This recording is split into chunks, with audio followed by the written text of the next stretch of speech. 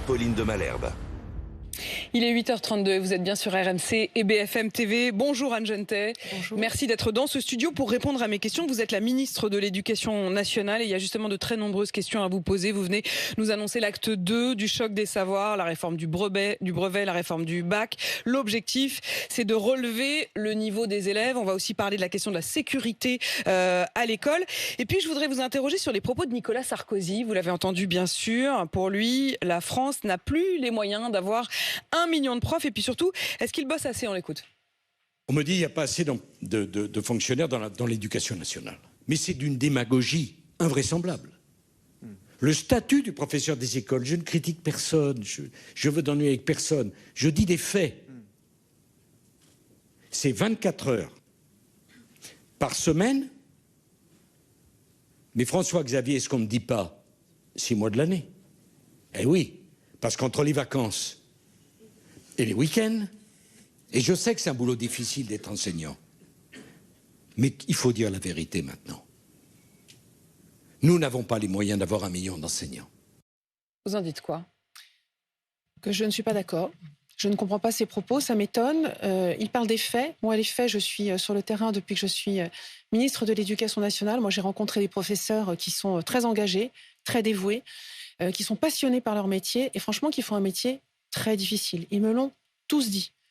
Donc moi, c'est ce que j'ai observé et je crois qu'aujourd'hui, il faut saluer cet engagement de nos professeurs et je veux leur apporter mon soutien dans des conditions, encore une fois, leur exercice est souvent difficile. Et je veux qu'ils sachent que je suis toujours à leur côté. Mais il dit aussi, Nicolas Sarkozy, en vrai, on n'a pas les moyens d'avoir 1 million d'enseignants. Au fond, vous dites un peu la même chose, puisque dans ce budget, vous allez en supprimer 4 000. On a surtout 851 000 à peu près enseignants qui sont aux côtés de nos jeunes tous les jours pour essayer de les faire réussir. Et moi, ce que je veux dire, c'est que s'agissant des postes, moi, je me bats tous les jours. Je me bats tous les jours pour justement pouvoir avoir les moyens de porter une politique qui permette à tous nos élèves de réussir.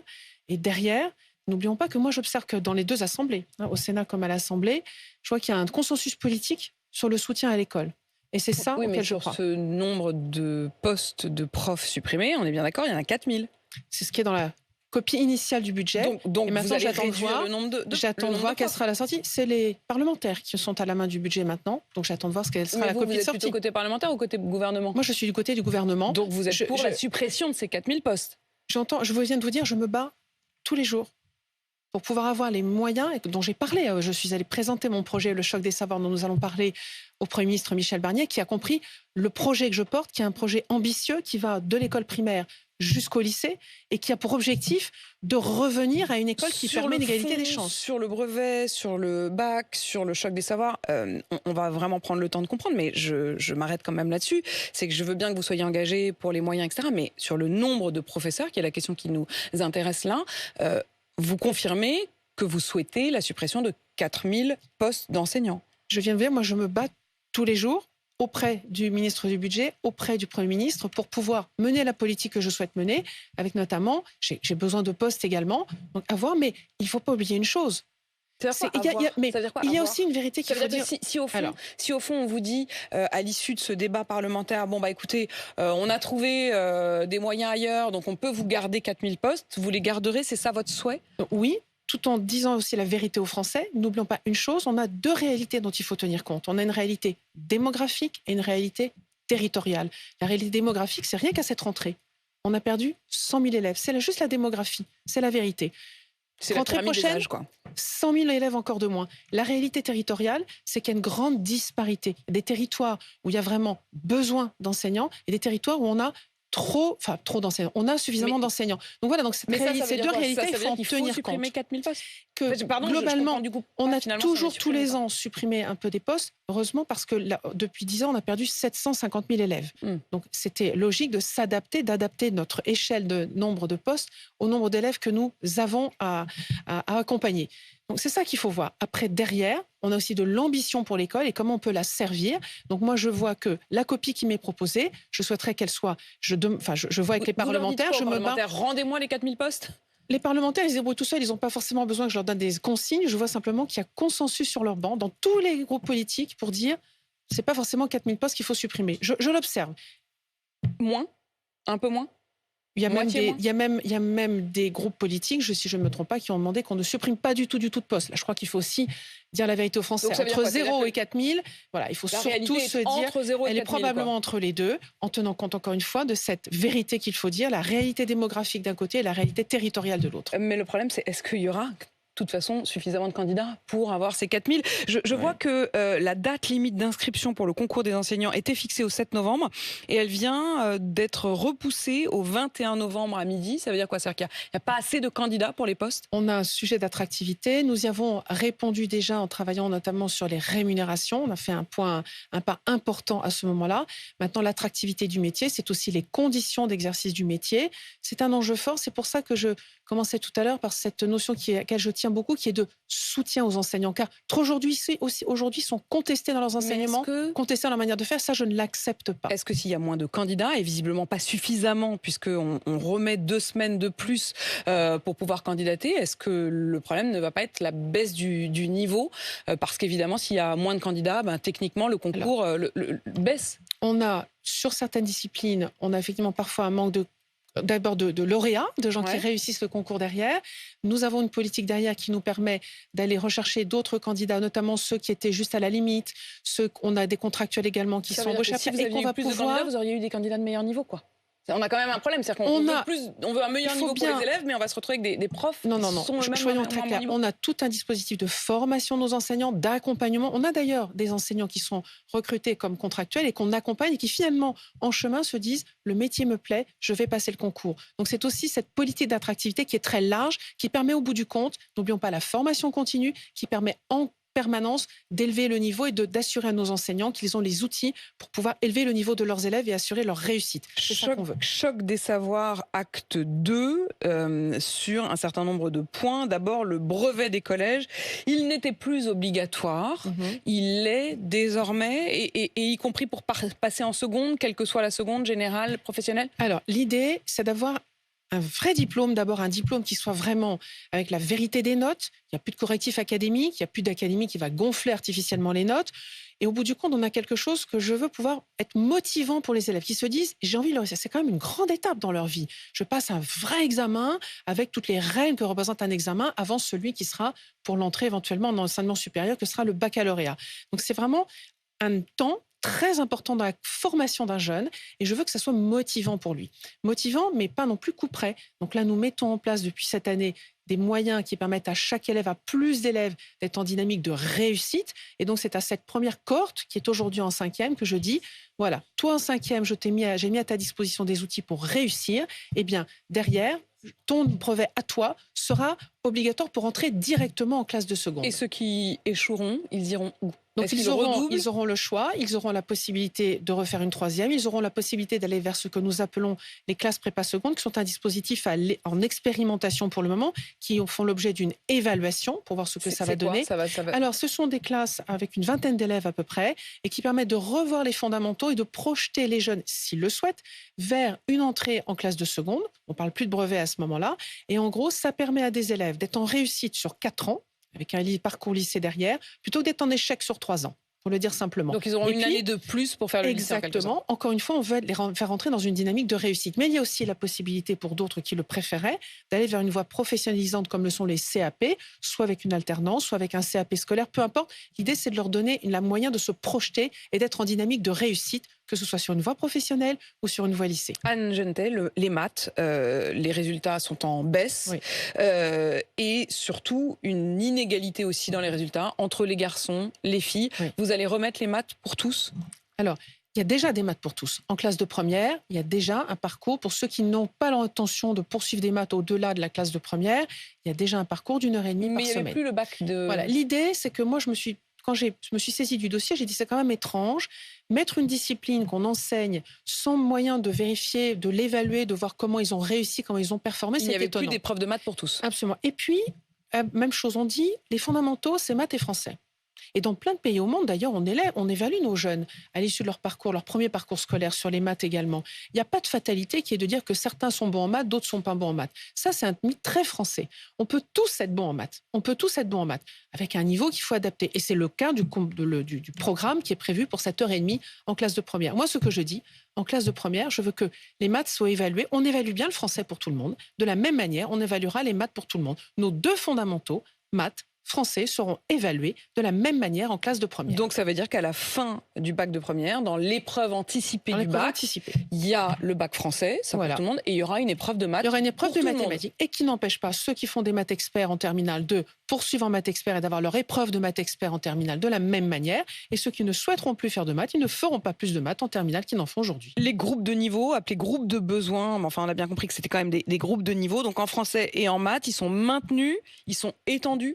Donc, l'idée, c'est qu'aujourd'hui, ils sont en place pour les 6e et 5e sur la totalité du volume horaire, donc 4 heures en maths, 4 heures en français, toutes les semaines, pour permettre à tous nos élèves d'être dans une dynamique de réussite. On est vraiment sur, j'allais dire presque des groupes de réussite. On veut pouvoir réussir. C'est ça qui nous manque aujourd'hui. N'oublions pas qu'on a un collège très inégalitaire, avec des élèves qui sont en très grande difficulté et d'autres qui avancent. Donc, cette inégalité, ce fait que certains ne parviennent pas à réussir, c'est ça que je veux combattre. Je veux permettre à chacun de pouvoir réussir. Mais ça marche. Quand on écoute les témoignages, il y a quand même de nombreux professeurs. On en entendait un ce matin sur RMC qui est prof de français, qui disait en fait les demi-groupes de niveau ont donné le sentiment à certains qu'ils étaient coincés chez les plus mauvais. D'autres, au contraire, il dit il y a un problème d'émulation. Je n'arrive plus à créer cette émulation. Alors, on a laissé la main aux enseignants et aux équipes de direction la manière de mettre en œuvre ces groupes. Moi, j'ai vu des groupes qui étaient plutôt sur un mode de vitesse d'apprentissage, d'autres qui étaient sur une hétérogénéité un peu moindre, tout en conservant l'hétérogénéité au sein d'un groupe. Chacun le met en place comme il le souhaite. L'objectif, et je suis certaine que ce professeur a le même objectif, c'est faire réussir nos élèves, leur donner les moyens de se sentir à l'aise. Moi, j'ai rencontré des élèves qui m'ont dit: écoutez, là, pour une fois, moi, j'ai besoin d'un plus de temps pour apprendre. Enfin, j'ai le temps d'avoir aussi du temps avec mon professeur pour me réexpliquer. J'ai l'impression d'avancer plus vite. Et puis, au bout du compte, quand vous retrouvez la classe entière et que ceux qui étaient en difficulté ont pu progresser, eh bien, c'est toute la classe qui en bénéficie. Donc, c'est ça l'esprit de ce qu'on voudrait mettre en place en 4e, 3e, avec des élèves. Il ne vous a pas échappé qu'entre les 12-13 de 6e, 5e et les 14-15, voire 16 de 4e, 3e, on change beaucoup.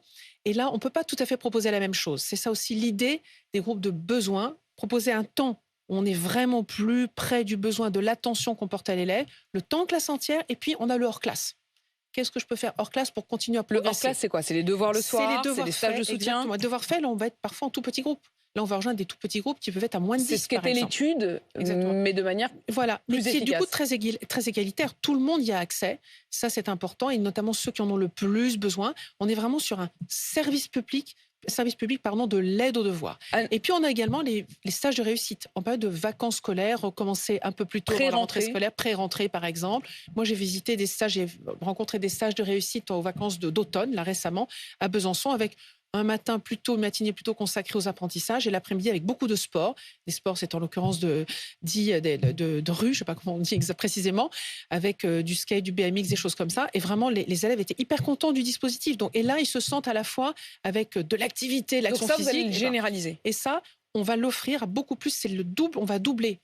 Ça existe déjà en 4e, 3e, mais on va le donner accessible à 800 000 élèves. C'est 2 fois plus d'élèves qu'aujourd'hui, parce que nous savons que nous avons des élèves qui sont en difficulté et qui ont tous envie de réussir, tous envie d'aller vers le brevet et de poursuivre. Anne Genetet, vous avez eu immédiatement la levée de bouclier d'un certain nombre. Sophie Vénétité, qui est à la tête du SNEF-SSU, qui dit avoir déposé un préavis de grève chaque semaine. Il ne suffira pas qu'Anne Genetet nous dise merci pour la 2732e fois et qu'on ait les chevaliers du chemin des Lumières. On veut des hausses de salaire sans contrepartie, on veut la suppression du jour de carence, on veut des postes en plus, on veut et elle dit même le SNEF-FSU est prêt pour nos salaires, nos métiers, l'heure est à la riposte. Construisons une mobilisation qui s'inscrit dans la durée. Je n'ai aucun doute que Mme Sophie Vénétité est tout à fait favorable à ce que nous ayons une école qui soit juste et efficace. Je n'en ai aucun doute. Et je suis certaine que nos enseignants sont sur cette ligne également. Donc vous pensez, vous ne prenez pas au sérieux cet appel à la riposte? Je ne dis pas que je ne prends pas au sérieux. L'appel social, j'avais pris très au sérieux. Les syndicats, l'ensemble des organisations syndicales ont été reçus par mon ministère dans les 72 heures qui ont suivi leur appel, leur alerte sociale. Donc oui, je prends les choses très au sérieux. S'agissant des rémunérations, elles ont été revues. Elles ont été revues largement de plus de 11%. C'est 268 € net de plus par mois chaque mois, avec vraiment un gros effort qui a été fait notamment sur les débuts de carrière. Nous avons un sujet, une question qui est posée sur ce qu'on appelle les milieux de carrière. Je sais que Mme Vénétité, nous lui avons proposé d'ouvrir le dialogue social sur ce sujet-là et mon ministère est ouvert pour que nous puissions en parler, voir comment nous pouvons avancer. Sur l'attractivité des métiers, elle a raison. C'est vrai qu'on manque de profs. Dans certains secteurs, dans certaines disciplines. C'est vrai que c'est tout le paradoxe. C'est-à-dire qu'il y a quand même dans ce projet de loi de budget 4000 postes supprimés et vous nous dites qu'on manque de postes. Parce qu'on voit bien qu'on a en plus une inégalité territoriale, des contraintes démographiques, ça dépend des disciplines. C'est pas la même chose au premier degré, au second degré. Il y a beaucoup moins d'ailleurs de suppression de postes envisagées au second degré qu'au premier degré. Mais on a un vrai sujet d'attractivité des métiers. Je pense notamment à certaines disciplines comme maths et français. Mais quand même concrètement, le SNES-FSU réactive son fonds de solidarité de caisse de grève avec effectivement l'idée de pouvoir anticiper des grèves dans la durée. L'appel que je veux lancer, c'est aujourd'hui... J'entends Mme Vénétité, elle ne veut pas que je lui dise merci. Moi, c'est ma façon de faire. J'ai besoin de dire merci aux gens parce que je reconnais la difficulté de leur métier.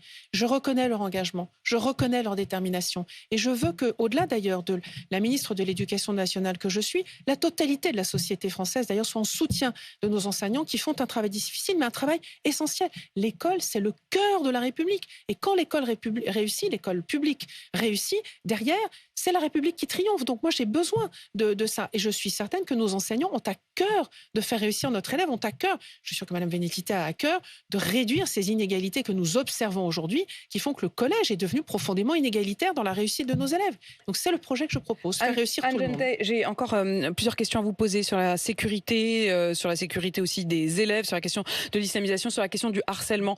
D'abord sur la question de l'islamisme ou non à l'école.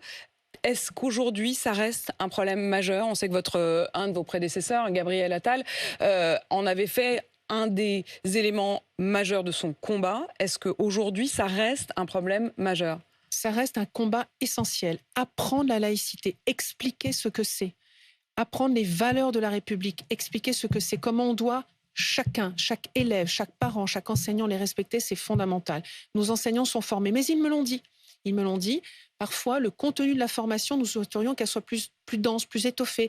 Ils m'ont dit aussi qu'ils avaient besoin d'outils pour mieux savoir comment transmettre ces valeurs fondamentales à leurs élèves. Il y a parfois des questions très précises, très concrètes, qui paraissent presque anodines, qui sont l'endroit où se trouve le miroir et les toilettes. Je vais vous prendre un exemple. Cette professeure qui a été giflée par une élève à qui elle demandait d'enlever le voile dans l'enceinte de l'établissement. Ce qu'on comprend lorsqu'on s'intéresse un peu au dossier, c'est que en fait, les jeunes filles qui portent le voile veulent l'enlever et le remettre devant un miroir, et que ces miroirs, ils sont dans les toilettes, et que les toilettes, elles sont, je sais pas, à 20 mètres à l'intérieur de l'enceinte de l'établissement. En l'occurrence, la jeune fille avait remis son voile dans les toilettes, et donc elle était encore dans l'enceinte de l'établissement lorsqu'elle croise cette professeure qui lui demande de l'enlever. Il y a certains lycées qui ont décidé de mettre des miroirs sur le mur extérieur de l'enceinte du lycée. D'autres qui ne le font pas et qui disent on tolère du coup les 20 mètres. C'est dans ce genre de détails que se trouve finalement l'espace aussi de la confrontation. Qu'est-ce que vous dites? Est-ce que vous avez des solutions à leur proposer, y compris sur des questions aussi matérielles d'application de la loi? Je ne pense pas que ce soit à moi, ministre de l'Éducation nationale, de rentrer dans les détails. Encore une fois, je crois beaucoup aussi... Et je veux saluer cette professeure qui a simplement fait appliquer et la loi et le règlement intérieur de son établissement. Et c'est ça que nous attendons des professeurs. C'est ça qu'ils font tous les jours. Et je veux les soutenir dans ce travail qui est difficile. Je comprends qu'ils sont régulièrement contestés, qu'ils sont régulièrement menacés pour certains d'entre eux, verbalement, physiquement, moralement, et que c'est totalement inacceptable. Il y a des cours pour les profs et puis il y a des cours pour les élèves. Richard Malka, qui était à ce même micro il y a une semaine, demandait à ce qu'il y ait des cours de laïcité pour les élèves, comme il y a des cours d'éducation civique. Est-ce que vous y pensez? C'est prévu dans l'enseignement moral et civique, c'est prévu d'expliquer justement, c'est ce que faisait d'ailleurs M. Samuel Paty, qui expliquait à ses élèves ce que c'est que la laïcité, ce que c'est que la liberté d'expression, et je veux saluer le courage qu'il a eu. Et tous les jours, nous avons des enseignants qui dispensent cet enseignement, souvent les professeurs d'histoire, mais je note aussi que certains autres enseignants sont parfois contester, je pense certains professeurs de mathématiques notamment, ce qui est totalement inacceptable. Donc nous avons cet enseignement qui est déjà prévu, qu'il faut renforcer. Oui, je veux que chaque élève comprenne ce qu'est la laïcité à la française. Donc n'oublions pas que nos élèves sont également soumis à... Ils sont devant les enjeux de laïcité à l'anglo-saxonne, qui est très différent de la nôtre, qui est très perturbante pour eux. Raison de plus pour que notre enseignement moral et civique contienne, notre enseignement d'histoire, contienne comme il le fait déjà, cet enseignement à la laïcité et qu'on renforce les moyens pour nos enseignants de bien le ministère de l'Intérieur va redonner cet après-midi les tout derniers chiffres de l'antisémitisme.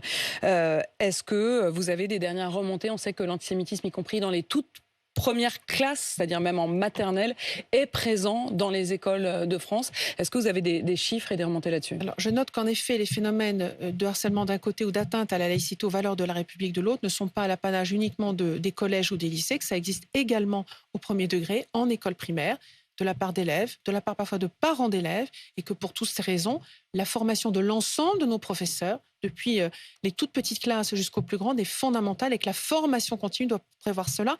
Nous avons à peu près, nous avons des centaines de milliers d'enseignants qui sont déjà formés, mais l'objectif, c'est que tous soient formés d'ici 2027. C'était un cycle de 5 ans et moi, j'ai demandé d'ailleurs qu'on aille au-delà de ça, car une fois la formation passée, il faut recommencer. C'est un éternel recommencement. Il ne faudra jamais lâcher, jamais, sur les enjeux de laïcité, d'antisémitisme et d'atteinte aux valeurs de la République. Jamais, jamais. Et je veux que nos professeurs sachent que je serai toujours en soutien très fort et que je n'accepte pas qu'ils soient contestés. Je veux même dire que chaque fois qu'ils seront contestés, pas un soutien ne doit manquer à un seul de nos professeurs. Et vous soutiendrez, y compris juridiquement, chaque professeur avec un élément important. Donc aujourd'hui, ils ont automatiquement, dès qu'ils sont menacés, ce que nous appelons la protection fonctionnelle. Je veux pouvoir travailler notamment avec mon collègue ministre de la fonction publique pour que nous puissions ajouter un élément qui permettra à un établissement scolaire de déposer plainte. Pour le moment, la plainte est déposée à titre individuel, professeur par professeur. Je veux aussi que l'établissement puisse le faire et montrer ainsi son soutien complet et total